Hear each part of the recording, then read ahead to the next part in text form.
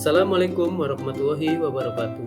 Saya Iwan Iskandar, SIP, peserta Latsar CPNS Angkatan 57, Pemerintah Provinsi Kalimantan Utara tahun 2022.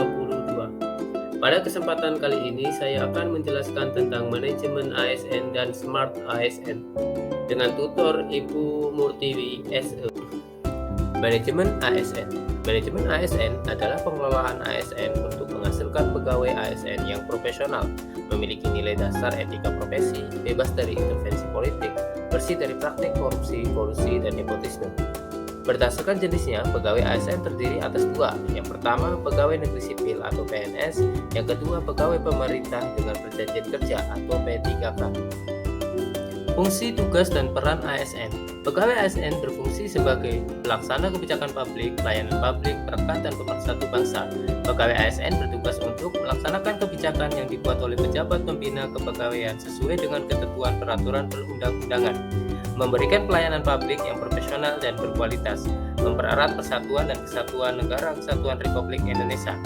Peran dari pegawai ASN adalah perencana, pelaksana, pengawas, penyelenggara tugas umum pemerintah dan pembangunan nasional melalui pelaksana kebijakan dan pelayanan publik yang profesional, bebas dari intervensi politik, serta bersih dari praktek korupsi, kolusi, dan nepotisme. Hak PNS dan P3K dalam Undang-Undang Nomor 5 Tahun 2014 menjelaskan tentang hak PNS, hak P3K, dan perlindungan. Hak PNS, yang pertama gaji, tunjangan, dan fasilitas. Yang kedua cuti. Yang ketiga jaminan pensiun dan jaminan hari tua. Yang keempat perlindungan. Yang kelima pengembangan kompetensi. Sedangkan hak P3K yaitu yang pertama gaji, tunjangan. Yang kedua cuti. Yang ketiga perlindungan. Yang keempat pengembangan kompetensi. Sedangkan perlindungan ada 4 poin, yaitu yang pertama jaminan kesehatan, jaminan kecelakaan, jaminan kematian, dan bantuan hukum. Kewajiban ASN. Sedangkan kewajiban adalah suatu beban atau tanggungan yang bersifat kontraktual. Dengan kata lain, kewajiban adalah sesuatu yang sepatutnya diberikan. Kewajiban pegawai ASN adalah yang pertama, setia dan taat pada Pancasila, Undang-Undang Dasar Negara Republik Indonesia tahun 1945, NKRI, dan pemerintah yang sah. Yang kedua, menjaga persatuan dan kesatuan bangsa. Yang ketiga, melaksanakan kebijakan yang dirumuskan pejabat pemerintah yang berwenang. Yang keempat, menaati ketentuan peraturan perundang-undangan. Yang kelima, melaksanakan tugas kedinasan dengan penuh pengabdian, kejujuran, kesadaran, dan tanggung jawab. Keenam, menunjukkan integritas dan keteladanan dalam sikap, perilaku, ucapan, dan tindakan kepada setiap orang, baik di dalam maupun di luar kedinasan.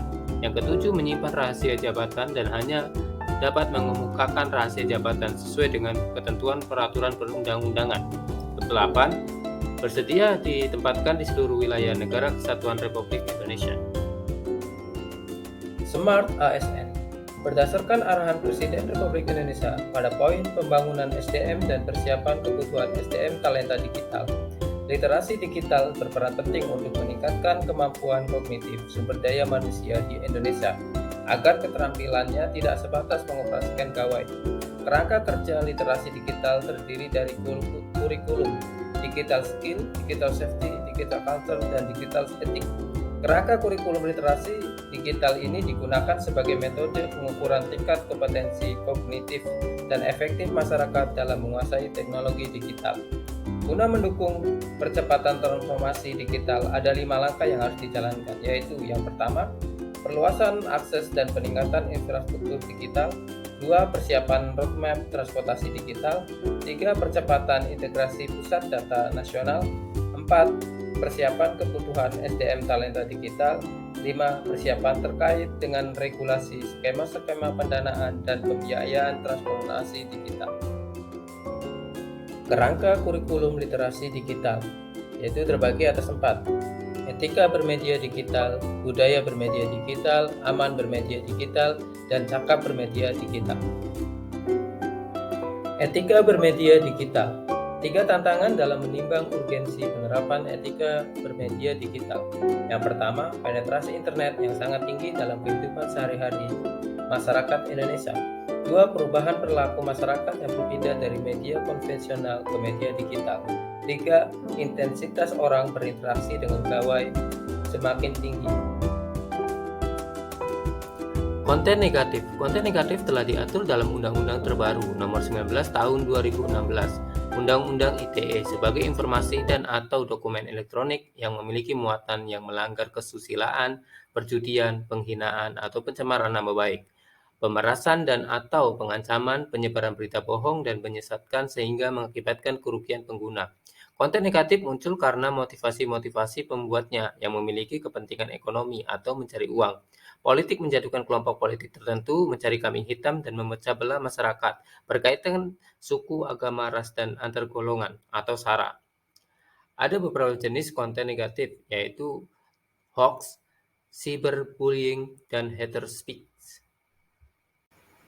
Sekian pemaparan dari saya dan terima kasih.